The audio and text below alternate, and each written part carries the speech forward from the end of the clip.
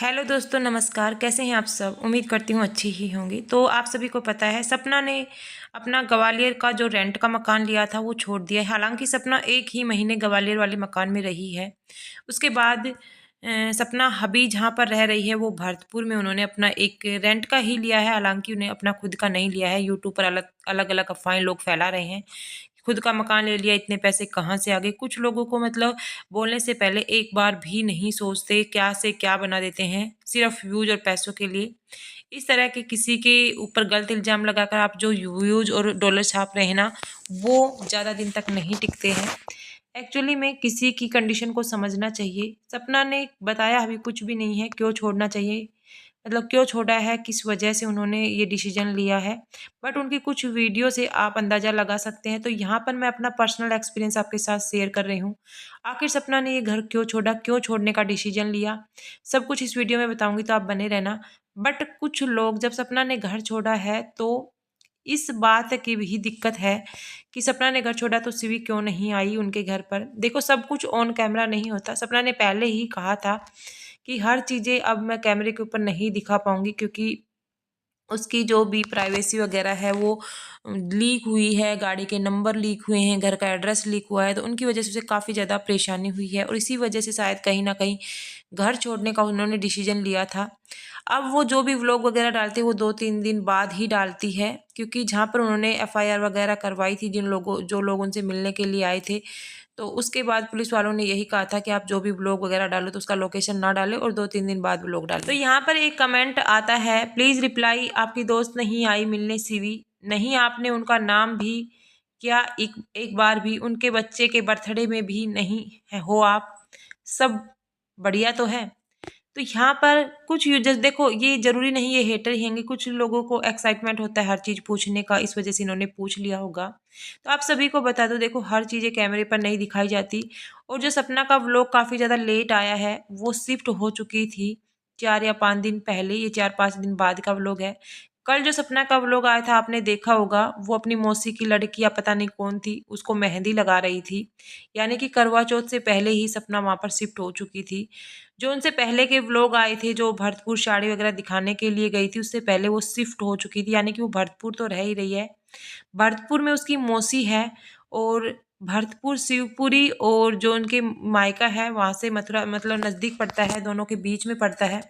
इस वजह से कहीं ना कहीं सपना को दोनों तरफ का सहारा रहेगा। ससुराल वालों की तरफ से सहारा नहीं भी रहेगा तो एक उम्मीद रहेगी कि नज़दीक है। और ग्वालियर काफ़ी ज़्यादा दूर पड़ता था दोनों ही जगह से, तो उसके भाई और मम्मी को भी दिक्कत होती थी, क्योंकि उसकी मम्मी भी सपना के साथ रह रही थी और उसकी मम्मी ने सब कुछ छोड़ दिया, क्योंकि एक माँ होती है ना अपने बच्चों के लिए छोड़ती है।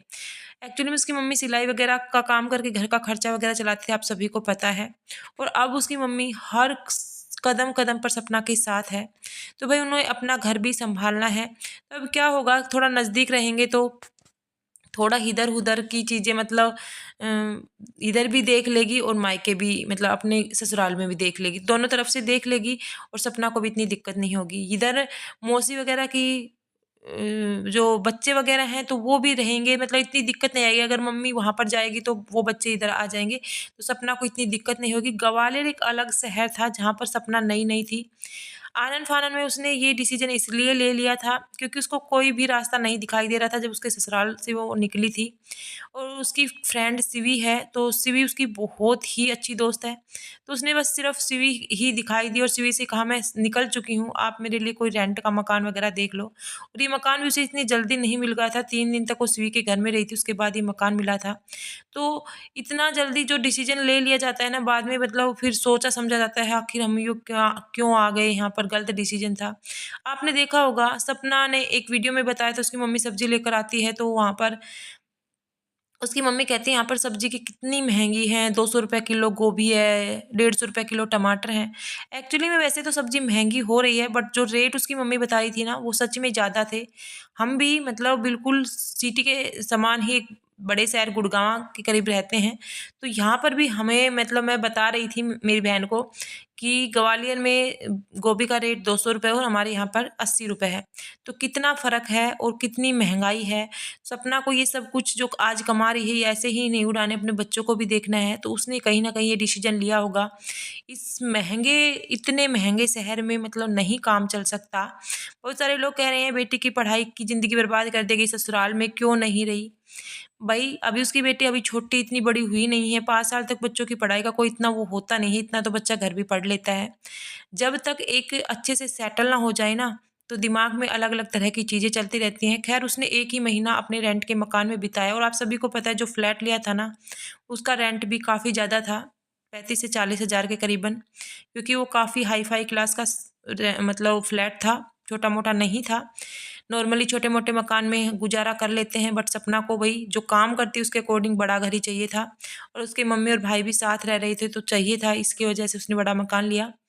अब वो जहाँ पर रह रही है भरतपुर में आई है, शायद उसका रेंट कम होगा, क्योंकि गांव और शहर में काफ़ी ज़्यादा दिक्कत हो जाती है, मतलब डिफरेंस हो जाता है। और रही बात सीवी के बेटे के बर्थडे पर आने की, तो सपना पहले ही शिफ्ट हो चुकी थी, इस वजह से सीवी के बर्थडे पर वो नहीं आई, बेटे के बर्थडे पर। और सीवी उससे मिलने आई भी होगी, अगर उन्होंने घर का मतलब शिफ्टिंग किया होगा उस समय, मैं 100% कह सकती हूँ सीवी पक्का आई होगी। आपने देखा होगा सीवी उसके हर छोटे छोटे कदम पर साथ रहती है।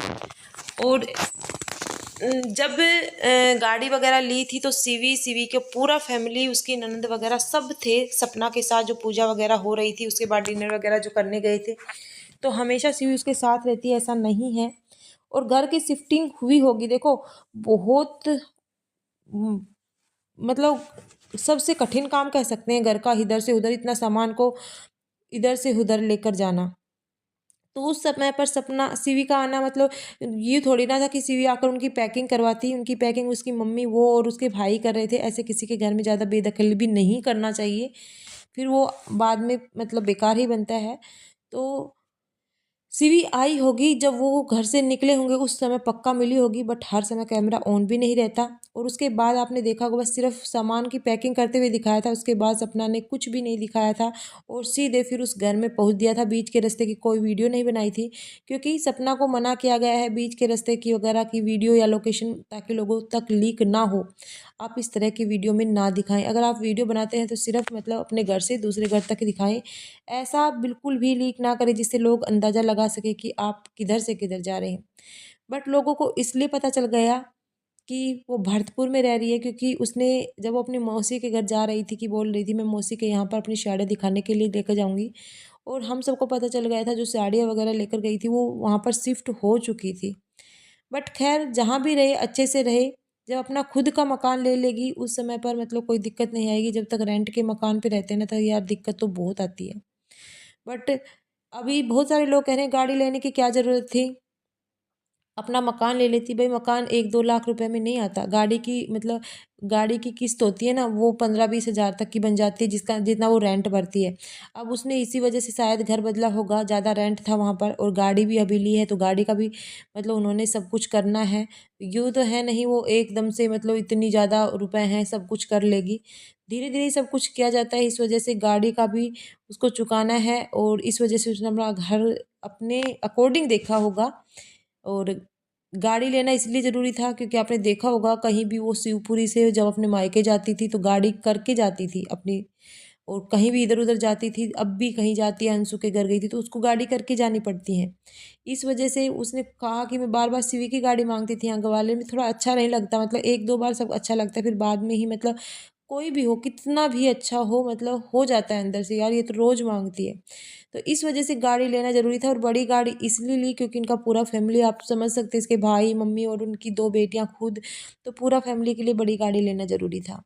और गाड़ी का किराया इतना ज़्यादा होता है, भाड़े के ऊपर गाड़ी लेकर जाते हैं तो समझ सकते हैं 15-20 हज़ार रुपये ले लेते हैं एक दिन इस के। वजह से गाड़ी लेना भी जरूरी था। और आप समझ सकते हैं आज के ज़माने में मकान 1-2 रुपये में नहीं आता, 10-20 लाख में नहीं आता, पूरे 50-60 लाख रुपए लगते हैं अगर अपना खुद का मकान बनाना भी हो और ज़मीन भी लेनी हो, दोनों ही चीज़ें। तो आप समझ सकते हैं अगर सपना के पास कोई प्लाट वगैरह होता तो मकान बना लेती, हालांकि 20-25 लाख में बन जाता, 10-15 में भी बन जाता है नॉर्मली, बट 20-25 तो अच्छा मकान बनाने के लिए 20-25 लाख कम से कम होने चाहिए।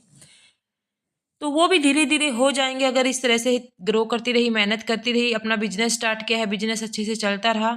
देखो, नारी जब तक नहीं जगती है, तब तक नहीं जगती और जब जग जाती है ना, तो हर किसी चीज़ को हिला सकती है। नारी में इतनी पावर होती है और ये चीज़ सपना ने कर दिखाई है।